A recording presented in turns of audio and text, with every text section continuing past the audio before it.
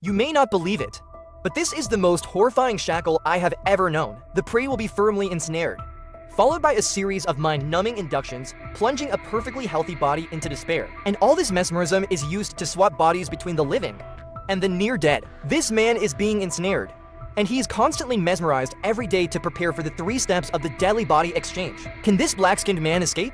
Let's follow along to the end of this captivating film. It turns out that a few days ago, the protagonist named Chris was a photographer, but an ordinary guy like him has a white-skinned girlfriend named Rose. They've been dating for just 4 months, and she suggests taking Chris to meet her parents. After hearing this, Chris feels a bit tense because he fears being treated differently due to the difference in skin color. Rose laughs and assures him that such a thing will absolutely not happen. So they laugh and talk to each other before setting off. On the way, the car unexpectedly hits and kills a deer.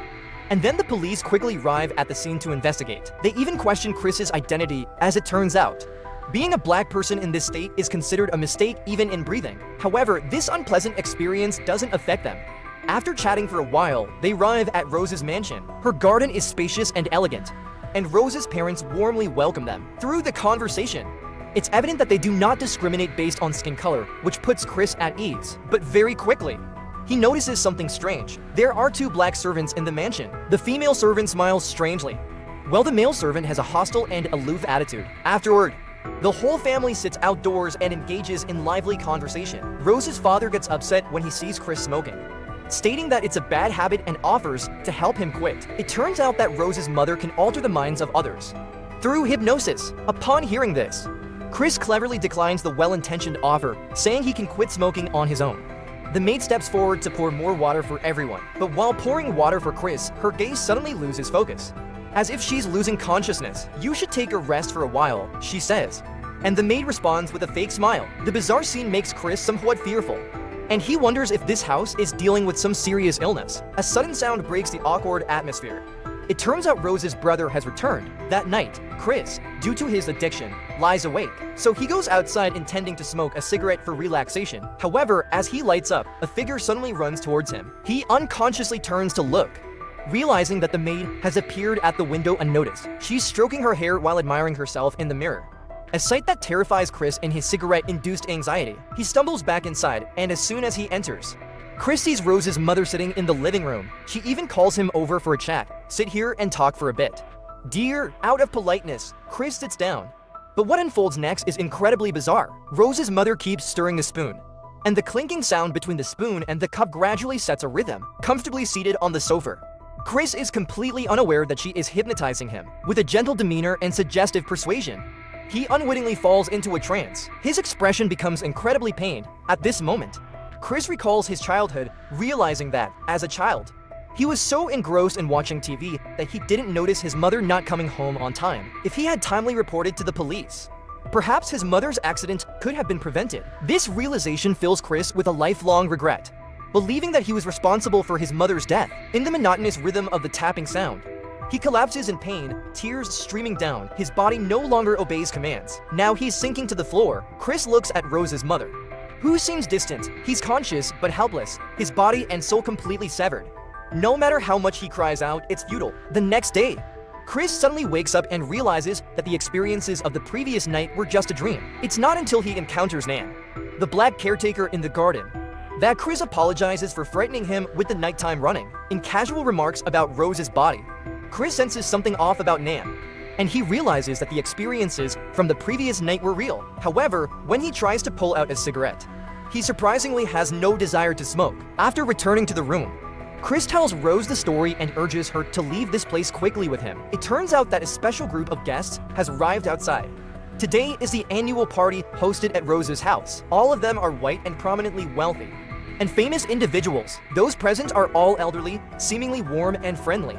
But Chris feels a bit uncomfortable. To ease the awkwardness, he takes out his camera to capture some pictures for comfort. At this moment, a black guest appears, the familiar skin tone making Chris feel warmly connected. He hurries over to greet the man, but this man not only has a stiff posture but also lifeless eyes, revealing an indescribable feeling. As he speaks a few words, an elderly woman comes over with affectionate gestures. They appear to be lovers, and when Chris uses the unique handshake of the black man to bid farewell, the other responds by shaking hands. This black man not only dresses like a white person, but also speaks and acts differently from the black community. Carrying suspicion, Chris returns to the house, wanting to call his close friend, but as he goes upstairs, those on the lower floor immediately fall silent. Then everyone attentively listens to the quiet movements above. At this moment, Chris discovers that someone has unplugged his phone charger. The maid approaches, mentioning that she accidentally knocked it off. Chris says, "Alright, I won't rat you out," but the maid responds, "I can assure you, no one owns me." Simultaneously, Chris is astonished by this statement, and the maid reveals an unimaginable expression. This scene leaves Chris frozen in place later. Chris recounts the experience to Robin, his police officer friend. After hearing the story, Robin is certain that there's something hidden in this place. He also instructs Chris to take a picture of the black guest for investigation. To clarify the situation, Chris goes downstairs to discreetly take photos with his phone. Unexpectedly, the flash betrays him, and the embarrassing scene makes everyone turn to look at him one by one. The black guest, upon seeing the sudden flash, starts bleeding from the nose. Afterward, his demeanor becomes agitated and restless, rushing to grab Chris. Then they shout for Chris to quickly leave, with Rose's father attributing it to a seizure. However, Chris doesn't believe this excuse. Rose pulls him outside to calm down. Chris tells his girlfriend that he knows what a seizure is like. However, the recent explanation clearly appears to be a cover-up, no matter how you put it. This place reveals weird and eerie things. They have to leave immediately. At the same time, on a wide field, wealthy white individuals are bidding on a commodity, and this commodity happens to be Chris, a person who is still in the dark about the situation. After a few rounds, a blind old man successfully acquires Chris.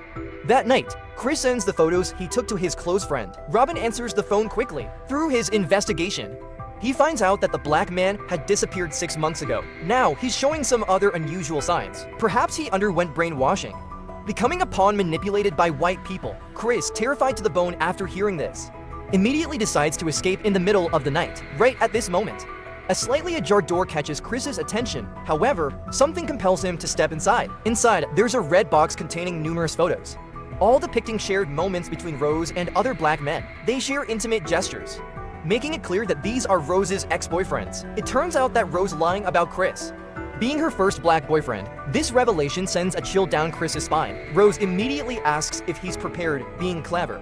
Chris pretends to make casual remarks and quickly pulls his girlfriend away. But as he goes downstairs, Chris finds Rose's brother blocking the door, brandishing a weapon and stating that Chris cannot leave. Rose's parents step forward, sensing something is amiss. Chris shouts for his girlfriend to find the key quickly. However, she can't find it, and the eerie atmosphere triggers a burst of frustration in Chris. "Give me the key," he demands, but she retorts, "You know I won't give it to you, right?" Clearly, it's all part of a conspiracy, leaving Chris infuriated to the point of speechlessness. Chris is about to resist and run outside, but Rose's mother taps the cup, instantly hypnotizing Chris and making him collapse. Half an hour later, in a spacious room, Chris awakens as if trapped in a sudden nightmare. However, his hands and feet are securely bound now, making any struggle futile. He surveys the situation, intending to find an escape. Just then, the TV in front of him lights up, and Rose's grandfather explains the details.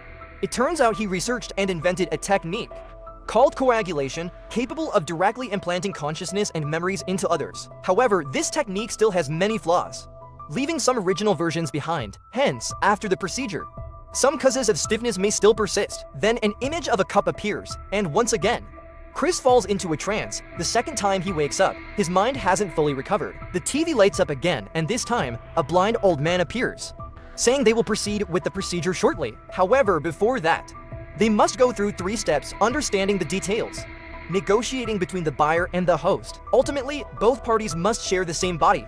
The 3rd step involves deep hypnosis. After that, they are taken to the operating table. Hearing this, Chris feels there's nothing left to cherish in life. He never expected to find himself in this situation.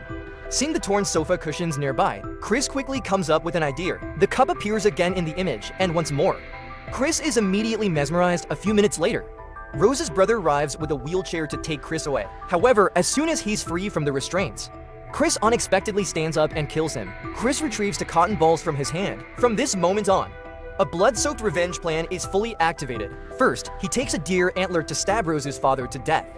Then he proceeds to the living room to kill Rose's mother. He doesn't have time to seek out his girlfriend with a husband's share of guilt. Chris then finds a car ready to leave, but the housekeeper unexpectedly rushes out from somewhere, unable to avoid her. The car collides, sending her flying several meters away. Childhood trauma prevents Chris from adding more regret. Helplessly, he rescues the housekeeper and puts her in the car. Meanwhile, Rose is wearing earphones, searching for a new target.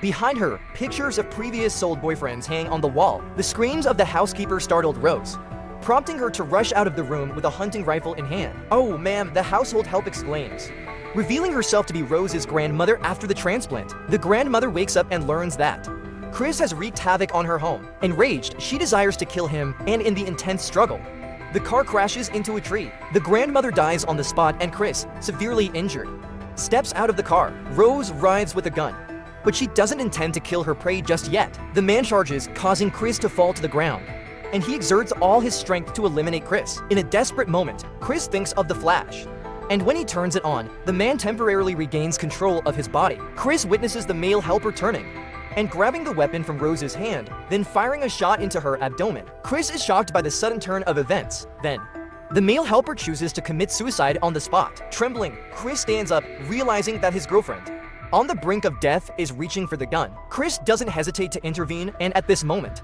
Rose attempts to emotionally manipulate him with love. Just when Chris softens and wants to save her, a police car arrives at the scene. Rose immediately waves for help. It turns out Robin couldn't establish contact and came looking for them. Luckily, he arrives and wakes up Chris. In the desperate and forlorn eyes of Rose, Chris boards the police car and disappears into the night. The movie concludes at this point.